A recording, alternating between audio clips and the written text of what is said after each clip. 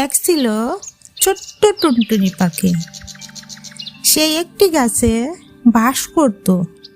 সে খুবই বুদ্ধিমান ছিল।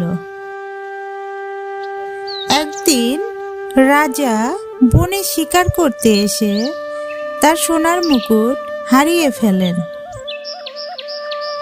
টুনটুনি সেই মুকুট খুঁজে পায় এবং রাজার কাছে তা ফেরত দেয়।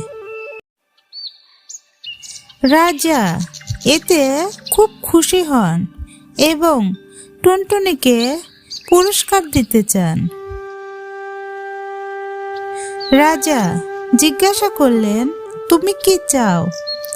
টুনটুনি মিষ্টি হেসে বলল, আমার জন্য একটা সোনার ঘর বানিয়ে দিন।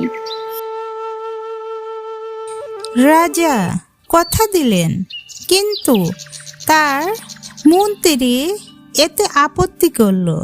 মন্ত্রী বললেন, এত ছোট পাখির জন্য সোনার ঘর বানানো উচিত নয়।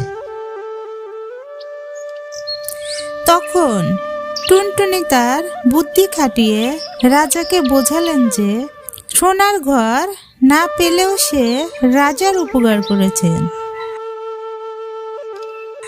রাজা অবশেষে মন্ত্রীর কথা না শুনে টুনটুনির জন্য ছোট্ট একটি সোনার ঘর বানিয়ে দিলেন।